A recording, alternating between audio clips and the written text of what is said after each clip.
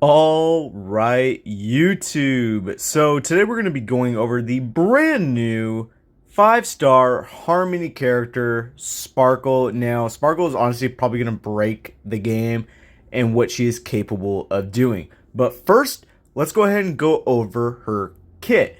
Starting off with her skill, she is going to be increasing the crit damage of an ally by 12% of her own critical damage plus 27% for one turn. And she's going to advance the ally's action forward by 50%. When she uses this ability, she cannot use the advanced action on herself. Makes a lot of sense. So, as you can tell, basically just with her skill alone, you want to be having a lot of crit damage on her to be able to, enable you to put that onto your DPS hyper carry offensive unit. Her ultimate is she's going to recover 4 skill points for the team and grants all allies Cypher. Now, when an ally has Cypher triggered, the damage boost effect provided by Sparkle's talent, each stack additionally increases its effect by 6% lasting for 2 turns. So, what is her talent? Well, is when she is on the field, a maximum number of skill points is going to be increased by 2. So that's another huge thing why Sparkle is so good. And when an ally consumes 1 skill point, it increases the damage of all allies by 3% for 2 turns. Her bonus trace 1 is when using her basic attack, Sparkle is going to regenerate an additional 10 energy, so that's very good. Being able to get to her ultimate faster, which is very nice.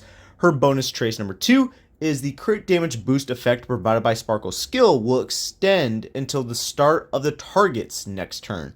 So that is very good because if you have her paired up, let's say with Bronya, being just advancing characters forward as fast as you can, you are going to be in a little bit of a loop there and you're going to prolong the enemy's next turn. So it's very, very strong. Now, her bonus trace level 3 is increase all allies attack by 15%. That's just the first part of it. So it's very, very strong.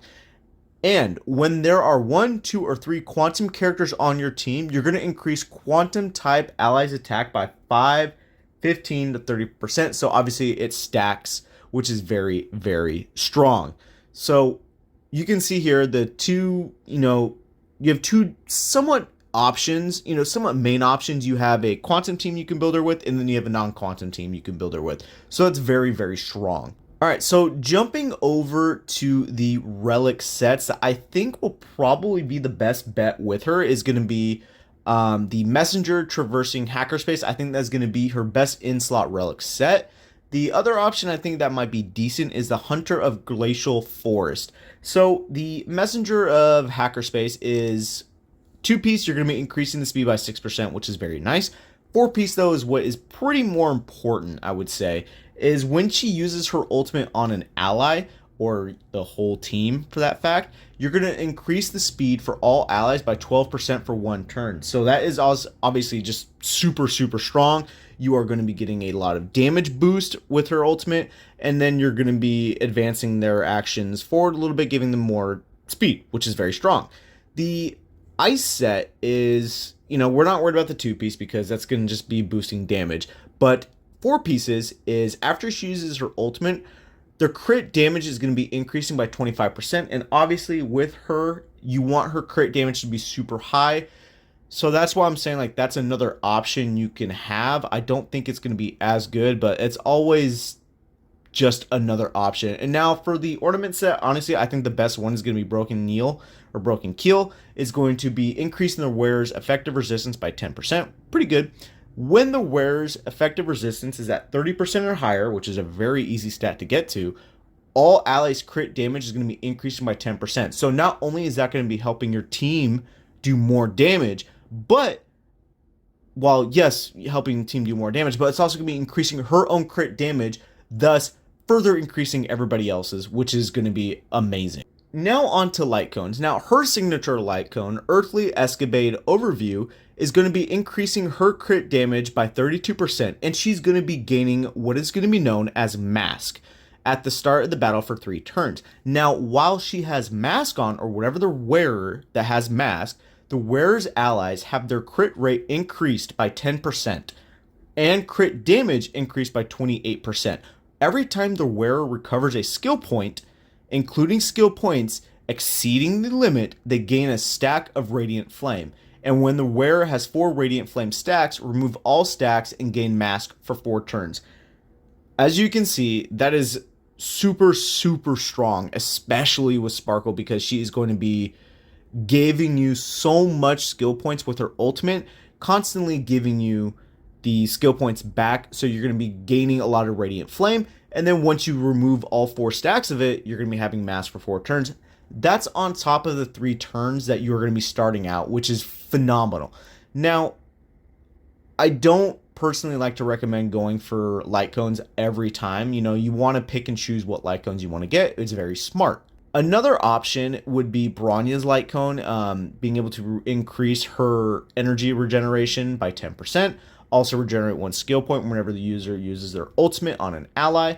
And, you know, it's very, very strong. Also being able to, whenever you want to use Sparkle's skill, you know, the next ally taking action deals additional more damage. I think that's very strong because you are going to be advancing forward a unit, and then you are also going to be having their own crit damage and everything increase, scaling off of Sparkles. But also with Bronya's light cone here, you're going to just flat out be increasing the total damage they're able to do. Another option, 4-star option, I think is going to be Dance, Dance, Dance. It's very flat and simple. When the wearer uses their ultimate, all allies' actions are advanced forward. I think that is going to be very good. It's a 4-star light cone. I personally have mine as superimposed level 3, so for me it's going to be 20%. But I think that's a good option if you want a hyper carry team with Bronya and Sparkle. I think that's actually probably going to be better. But yeah, I think overall, now, so my thoughts overall with Sparkle, I think she is going to be stupid strong. On the scale of Ruame strong, I think she actually will be. Granted, her team options aren't as abundant as Ruame, as you can just splash Ruame onto like pretty much any team. So it's going to be interesting with the testing just to see where she's at. But yes, Sparkle is definitely going to be a unit you want to pull.